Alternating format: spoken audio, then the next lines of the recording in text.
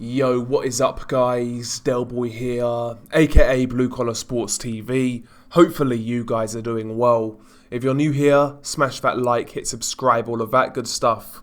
So Kid Galahad outboxes, beats down and dissects Jazza Dickens to win the vacant IBF featherweight title. Galahad stopped Dickens after Dickens' corner pulled him out at the end of the 11th round, and to be honest, it was the right decision. As that fight went on, it was just a beatdown. Galahad rearranged Jazza Dickens' face, badly swollen eyes, cut over the eye, broken nose by looks of it, blood coming from the mouth, a lot of reddening. You know, Galahad beat him down, not only to the face, not only to the head, but also to the body.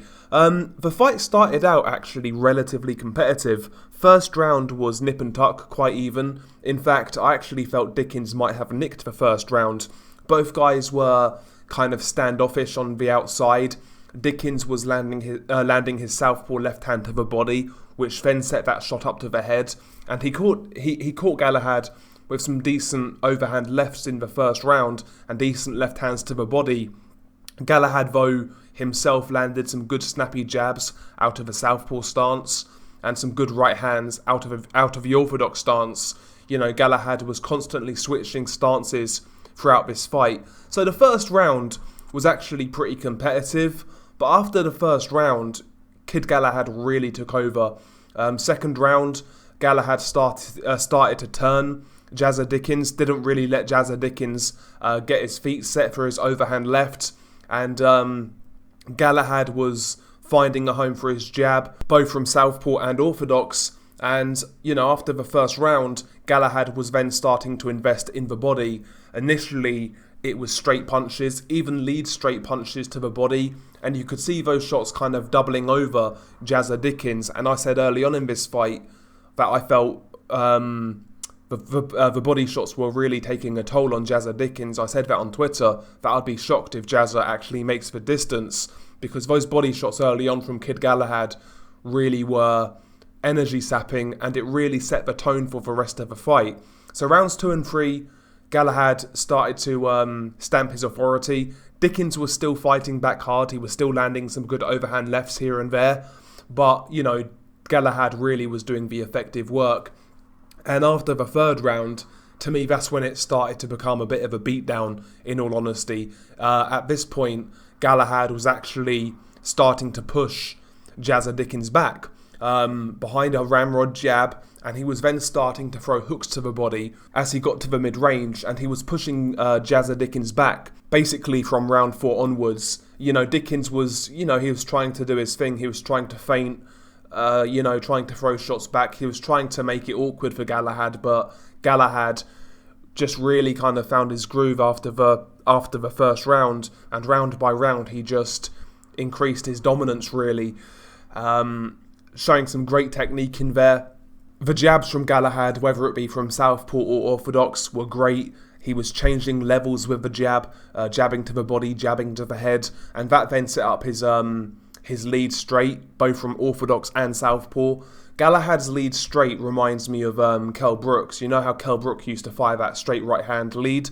Galahad's technique is very similar, and he can do it from both stances, and those lead shots in this fight were rocking the head back of Jazza Dickens so many times, and they was easily landed, really, because Galahad was utilising that jab, changing levels. He would feint the jab, and then he would lead with his right or left, and those shots were super effective.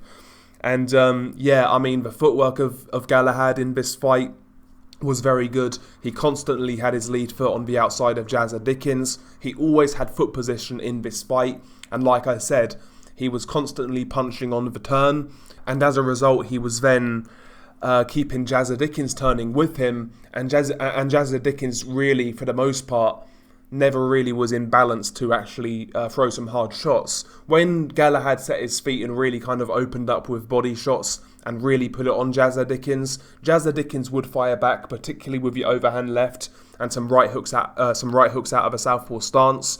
But those moments of success were fleeting, and when those shots did land, even if they were clean shots, they had no effect whatsoever on Kid Galahad, and Galahad just kept marching forwards, a hook into the body, chopping overhand rights and lefts. He was basically just beating up Jazza Dickens as this fight went on. And you could tell by the fight that it was only going one way. And to be honest, I mean, Jazza was trying to box a bit too much in this fight. I personally felt after the 6th round he should have really changed it up, maybe been a bit more aggressive, try and crowd Galahad, try and work up close, try and smother him, smother the power kind of thing. But that's easier said than done. Galahad also, not only is he a very good technical boxer, but he's also extremely physically strong. So even if Jazza Dickens did that, maybe he wouldn't have the strength to really get on top of Galahad, but he needed to change something up after the 5th or 6th round, and that just didn't happen. He couldn't do it. Or should I say, Kid Galahad probably wouldn't really allow him to do it, to be honest.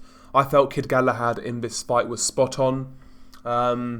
Kid Galahad's got the reputation of being a boring fighter, but to me this performance was actually good to watch.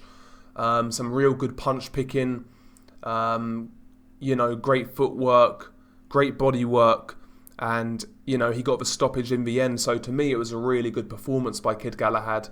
And he's had a couple of good performances recently, Kid Galahad. I was really impressed when he knocked out Claudio Marrero after the Josh Warrington fight. So it looks like Kid Galahad is coming on really well. He's now the IBF featherweight champion. And listen, man, he's not everyone's cup of tea, but I'm telling you now, Kid Galahad is a hard night's work for anybody at featherweight. I mean, if you look at the featherweight division at the elite level, I mean, you've got guys like Gary Russell, Emmanuel Nevalete. Those would be hard fights for Kid Galahad, but I think he's live in both of those fights. I think he would be very competitive. You've obviously got Lee Wood as well. I'd pick Kid Galahad to beat Lee Wood convincingly, to be honest. I don't think that's a hard fight. You've got guys like, obviously, Josh Warrington and Maurizio Lara. I would pick Kid Galahad to beat Lara, and I would pick Kid Galahad to beat Josh Warrington in a rematch. I think he's now coming into his own. He's extremely physically strong for featherweight, and, stylistically, he's just a nightmare for anybody. A really good boxing display by Kid Galahad in this fight. Galahad has also had the reputation in the past of being a dirty fighter. Most notably in the fight with Josh Warrington when he was holding a lot. And I think that reputation is definitely deserved to some degree. And even in this fight with Jazza Dickens, he was stepping on the lead foot of Jazza Dickens quite a lot. But apart from that, it was a pretty clean display, to be honest. A clean display of boxing, distance control, technique, body work. I felt, I enjoyed his performance, to tell you the truth. And like I said at the start of the video, the best way to describe this performance was a dissection, a slow beatdown, death by 1,000 punches kind of thing. And that was another thing as well. Galahad in this fight was actually quite active as well, Galahad's a really versatile fighter. He can fight up close, he can fight at mid-range, he can fight on the outside, he can force the pace, he can fight on the back foot, he can counter-punch. I'm telling you, man, Galahad, not everyone's cup of tea, but I think the guy has real ability, and he's one of the most skilled fighters in the UK. That might be controversial to say, but I'm not talking about resume. I'm not talking about whether you like him or not.